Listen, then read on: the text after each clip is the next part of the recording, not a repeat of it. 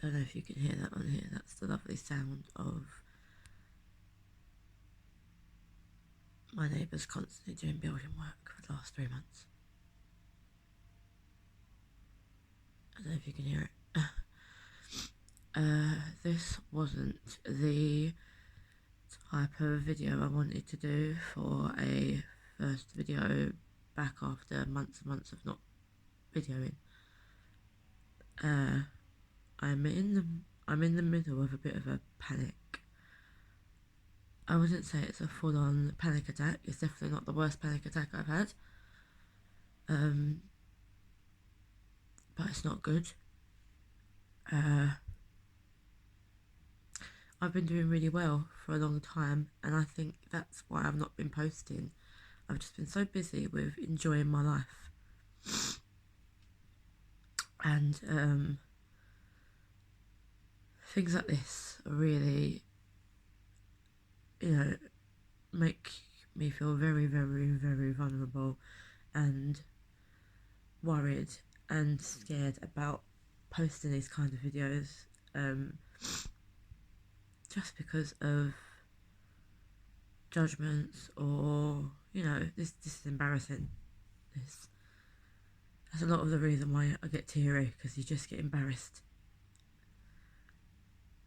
Sorry, my brain goes really foggy when I'm anxious. So, as I said, I've been doing really well since the last sort of regular videos I did. I can't even remember when they were. They must have been over a year ago.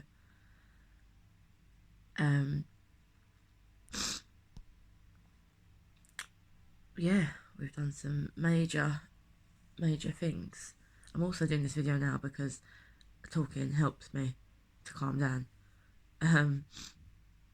Yeah, so one of the major things that I've done since I've not been posted anything is got engaged. I think I did a little clip of that on here.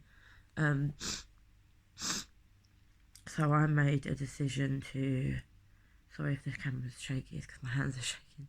I made a decision to arrange to do a charity mountain climb, because before my sister passed away, she always spoke about doing one. And she said it would be really good if we could do one. And she was like, if I arranged to do one when I get fitter, because she wanted to get fit, she wanted to lose a bit of weight, she wanted to just feel a bit better about herself. She said, if I arranged to do one, would you do it with me? And I was just like, yeah. Like, I didn't even hesitate. I was like, yeah. And I remember her saying to me we could do it for a diabetic charity, because I'm a type 1, if you don't know. So I was like, yeah. And obviously we never got to do that together. And 3-4 years went by of struggling with grief and struggling with my own anxieties and panic attacks and everything else. Friendships, relationships, when everything went fucking everywhere during this period of time. And then, yeah, about a year or two ago, probably since COVID, which is really weird because COVID is when a lot of people have gone a bit downhill. But I've seemed to have got a bit stronger during COVID. I think because you have to just learn to get on with, doing work at home, looking after your kids 24/7 and not sending them off to school. We all had to learn to be around each other a lot because obviously partner couldn't go to work. Like everyone had to. I'm probably babbling. I'm sorry if I'm just babbling in this video. I tend to do that. But yeah, so I'm quite chatty and friendly with a lady called Jade Byrne, who's an ambassador of JDRF, juvenile diabetes charity. And she said we arrange every year. We do the 3 peaks. We do Snowdon, we do Ben Nevis, and we do Scafell Pike. And And it just so happens that when I was speaking to her about arranging to do it, she said they've got one coming up in September for Snowdon, which I don't know if that was my closest one. I'm guessing it is, because I think Scafell Park's like Yorkshire and Ben Nevis obviously Scotland. So we just impulsively, me and my partner, booked it. I would never have been able to do it without him. So we did it, and it was the hardest thing I've ever done in my life. And I've had a 9-pound baby naturally. Honestly, it was the hardest thing ever. Within the first 15 minutes, I had panicked and was telling my partner, I can't do it. I'm going to let everyone down. We raised over £600, which was amazing. And I just had this pressure on me to like not let anyone down. I'll take over the building again if you can hear it. It's not that bad today. Hopefully they're coming to the end of it. But yeah, so we did it, and I never would have been able to do it without my partner. I never would have been able to do it without the team that we did it with. The people were so brilliant. They were so encouraging. We had mountaineers with us who were just so funny and kept you going the whole time. And we got up there in like, I think 3 hours something, because I'm slow. But when I say it was the hardest thing, guys, it ain't like climbing a fucking hill. It's climbing a mountain. At one point, there's nothing to put your feet on. There's no path. And at one point, I was climbing so steep that I was on my hands climbing up. It was just mental. Everything that we had to prepare with, everything that we had to make sure we had, and obviously being diabetic, everyone was checking on their blood sugars constantly, eating, drinking. Every sort of metre you went up or something, every so metres you went up, it got a degree colder, but obviously you were sweating because you were hot from the walk, but as you stopped to take a break, your body temperature would drop, so you'd have to wrap up again. And we made it all the way to the summit, and it was amazing. And then we had to climb all the fucking way down, which took less time, but it was still knackering. Your feet were sore from, trying to stop yourself falling down the hill. Your toes were constantly pushing on your boots. That night, I've never ached so much in my life. I remember I couldn't even sleep because the pain in my legs was so bad. But we got sort of jumped in a little bit of a cold lake that we parked up next to. The lady said, go in there, it'll calm your muscles down, and it helped my feet. I put my feet in. But yes, which was lovely. As we was up there, I got proposed to. And it was nice, and it was a very, very emotional. I was thinking about my sister, thinking that we'd done it. I was thinking about my little Ruby. And I was just like, fucking hell, we've been together 13 years, finally. But it was the most amazing experience. So that was 2021, September. And since then, it's just been living life, really enjoying life, being really happy, planning the wedding, which we're now doing in June next year, 2023. We've actually booked it all, which that's another bit of an overwhelming pressure, but it's what we want, it's what we're looking forward to. But for some reason, in September this year, well, August, September, during the 6 weeks holidays, I've started having some panic attacks again.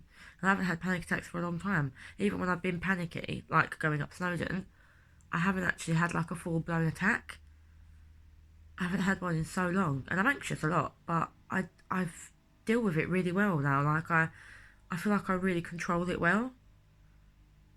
And I did get to that point in my brain of, because we're always like, what if this happens? What if? And I got to that point in my brain where I was like, well, what if that does happen? This was what we will do. What if that's... So you answer it in the what ifs to calm you down. And yeah, for some reason I've developed having random panic attacks again, which is like nothing's really happening to make the panics happen. So that's obviously scaring me more, thinking that it's very random, and it's very, I don't know if I'm going to be alright in the next 2 seconds. And just of late, the last couple of weeks, it's got really worse. And I feel very emotional all the time. It doesn't help that just that time of the month, women's problems, and your hormones are all over the place anyway. But I feel very, I think since I stopped working at my cleaning job, because it was just not doing good for me. I was doing it for years and it was just not doing me any good. I felt shit that I was cleaning someone's entire house in 2 hours with my own products, using my own things, and then getting told, well, there's a fingerprint on my microwave, and they pay you £9 an hour. I was getting sick of it, so I gave it up. And since then, I think I've got a bit worse because like you feel shit about yourself that you're not working. You feel like you're shit. You feel like you're a shit mum, shit partner, shit person. People are like, oh, you don't work. I've worked since I was 16. I'm just come out of a job I couldn't handle anymore. I've done many jobs over years that I've stuck at for years and felt like shit at.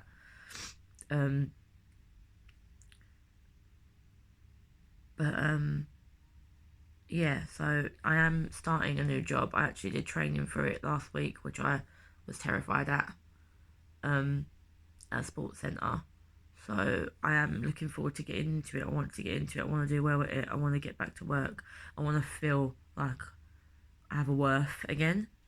And I think sometimes when you don't work, you don't feel that way. You feel like you have to be working, a mum, a partner, a daughter, a friend, a whatever. You feel like you have to do all these things. But today I've just been really emotional. I've calmed down now. Do you see what I mean? Like when I'm talking, I calm myself down a bit. I have like a bit of numb hands, and obviously my diabetes is all over the place. I felt terrible in the week. I had a diabetic appointment, and I've never ever gone to my diabetic appointments feeling like anxious or anything. And when I got there, I just couldn't stop crying, and I felt so embarrassed in front of my nurse. But luckily, my nurse is so lovely. She's so lovely. And I said to her, I'm so sorry. I feel like we're having a counselling session rather than having a diabetic checkup. And she was like, please don't apologise. And I've learned from talking to her that I'm extremely hard on myself. And I don't really know why. I don't have very high self-esteem. I'm very loud. When people meet me, I'm very smiley. I'm very loud. I'm very South London. But deep down, I'm not. I don't feel a lot of guilt here and there. I don't feel very good about myself. And I just think it's over the years, we've all made mistakes, and I think they weigh on me a little. I think they weigh on me a lot, and it makes you feel like a really bad person. It makes you feel like you don't deserve to be here when it gets that bad.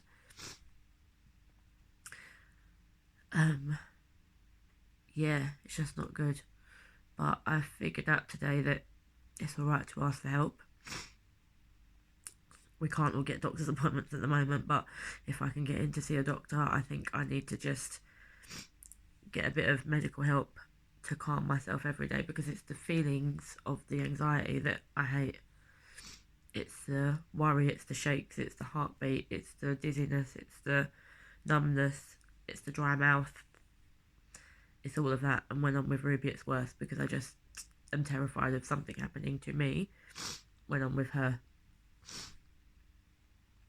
But right now I'm on my own. I've been on my own all day. I've had nothing to do. You think I'd be relaxed? I'm sitting here shaking because I don't know what to do with my life. I have no idea. I have things to do. I've got a pile of washing over there. Look at that. This is what you call reality. I need to sort that out. So I'm going to go and do that. I've calmed down. I'm hoping later on I can do a little update and it won't be as bad. Deep breaths. Call the doctors. Try and smile and get on. It's not the video I wanted to be doing. I wish I'd done a video a couple of months back. You wouldn't have seen this person.